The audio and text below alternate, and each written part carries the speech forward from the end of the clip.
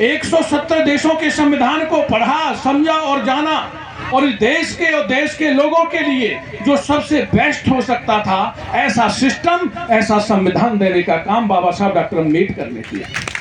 एक ऐसी विचारधारा, ऐसी एक विचारधारा, उस विचारधारा में बाबू जगदेव प्रसाद कुशवाहा की विचारधारा हमें दिखती है, तथागत बुद्ध की विचारधारा दिखती है, फूले साहब की विचारधारा दिखती है, ललई सिंह यादव की विचारधारा दिखती है, उसमें सभी संत गुरु महापुरुषों की विचारधारा दिखती है और सभी के लिए समान अधिकार दिखते हैं। ऐसी विचारधारा है बाबा साहब डॉक्टर भीमराव अंबेडकर की। जो हमारे महापुरुषों का विचार था, उसे कानून बनाने का काम बाबा साहब डॉक्टर अंबेडकर ने किया।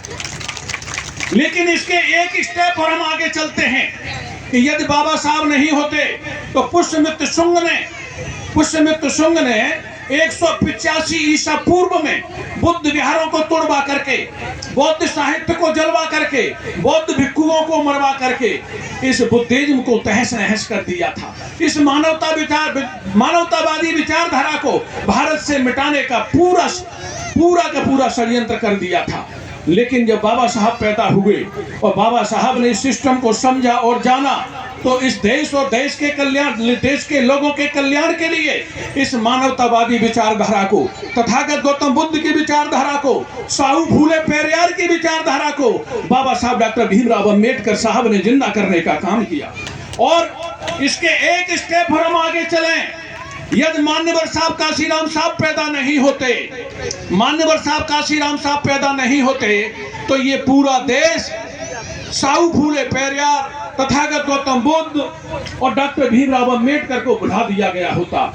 लेकिन आदि शर्ट, बाथरूम की चप्पल पहन करके, आपकी कुंडी खटका के उस व्यक्ति ने क्लास 1 की नौकरी छोड़ करके ये बहुजन समाज के घरों तक, बहुजन समाज के महापुरुषों को पहुंचाया और बहुजन समाज की उच्च स्तरीय विचारधारा को भी पहुंचाया। मान्यवर साहब काशीराम साहब ने उस विचारधारा को आपके घर घर तक पहुंचाने का काम किया है।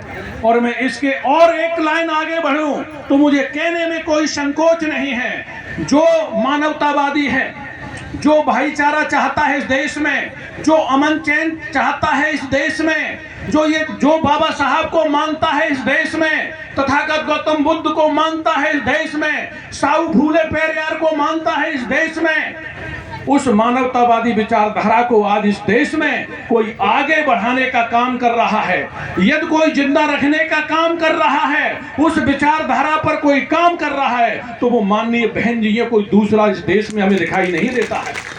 तमाम मैंने देखा इस मंच पर तमाम लोग आए, उन्होंने 2027 के लिए वोट मांगा। अरे ये तो बुद्ध कथा है, यहाँ बाबा साहब की बात करो, ये तो भीम कथा है, तो यहाँ बाबा साहब की बात करो, बुद्ध की बात करो। तुम तो 27 के लिए वोट मांग रहे हो। किन के लिए मांग रहे हो?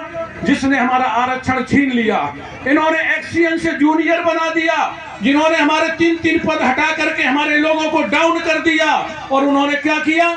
उन्होंने ये भी किया कि हमारे 0 बैलेंस पर एडमिशन होते थे हमारे गरीब परिवार के बच्चों के, उन्होंने वो भी कानून खत्म कर दिया। उसके बाद ठेकेदारी में आरक्षण खत्म कर दिया।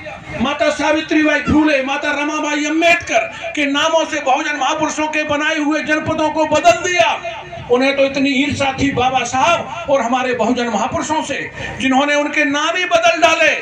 ऐसे लोग जिन्होंने बाबा साहब के सम्मान से खिलवाड़ की हो, मेरे समाज का हक और अधिकार छीना हो, वो समाज के कभी नहीं हो सकते। भूल के भी कभी उनकी बातों में मत आ जाना।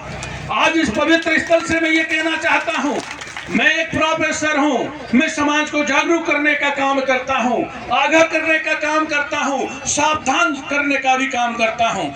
आज बाबा साहब का दिया हुआ शिक्षा, रोजी रोजगार, सम्मान, संविधान सब खतरे में है। मैं जानता हूँ शिक्षा छीनने के लिए नई राष्ट्रीय शिक्षा नीति लाई गई है, आपकी नौकरियां छीनने के लिए निजीकरण, आउटसोर्सिंग, संविदा भर्ती प्रक्रिया और लेटर भर्ती प्रक्रिया लाई गई है। बाबा साहब जहां से लाए थे उठा करके आप लोगों को, ये हमारे जो विरोधी विचारधारा के लोग आपको वहीं पहुंचाना चाहते हैं। ये एक बड़ा खतरा मेरे सामने खड़ा हुआ है। उस खतरे से आपको निपटना है तो उसका इलाज आपके हाथ में है। आपको कुछ नहीं करना है, दुनिया का ठेका मत लो, पूरे गांव का ठेका मत लो। डॉक्टर एनपी सिंह मात्र इतना कहता है कि अपने परिवार को बाबा साहब के विचारों का परिवार बना लो। बाप जिस दिन इस देश में बहुजन समाज के लोगों ने, इस देश के लोगों ने एक वो विचार जो सर्वश्रेष्ठ विचार है, मैं सर्वश्रेष्ठ क्यों कह रहा हूं, हमारे तमाम विद्वान साथी भी बैठे हुए हैं। कोलंबिया विश्वविद्यालय में रिसर्च हुआ बाबा साहब पर। ऑक्सफोर्ड विश्वविद्यालय जो विश्व का सबसे नंबर 1 विश्वविद्यालय है, वहां सृष्टि की रचना से लेकर के अब तक आज तक जितने भी श्रेष्ठ विद्वान हुए हैं उनकी 100 लोगों की सूची बनाई गई है। 100 लोगों की सूची सृष्टि की रचना से लेकर के।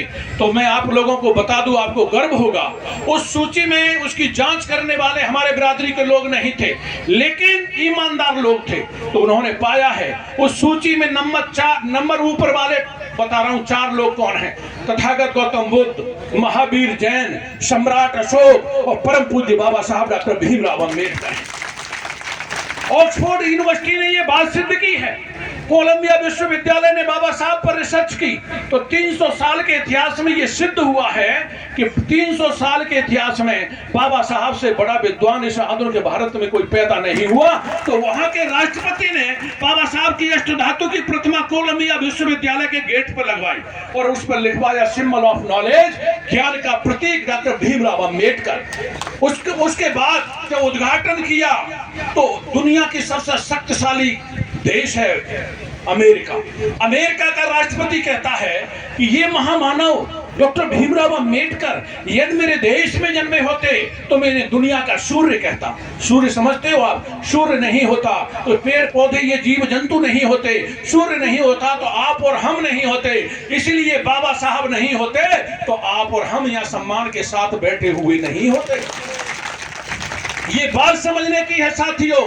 मैं एक बात और कहना चाहता हूं, बाबा साहब को जब कोई आदमी पढ़ता है, पढ़ने के बाद बोलता है तो अलग बात होती है, और बिना पढ़े बोलता है तो माइक पाता है तो वो कहता है दलितों का मसीहा बाबा साहब डॉक्टर अम्बेडकर। ये बात सही है कि एक बार जर्नलिस्ट ने बाबा साहब से पूछा कि डॉक्टर अम्बेडकर, आरएसएस के लोगों ने आपको देशद्रोही कहा, आपने कहा कि मैं सबसे बड़ा राष्ट्रभक्त हूं, लेकिन इसकी व्याख्या आपने नहीं की।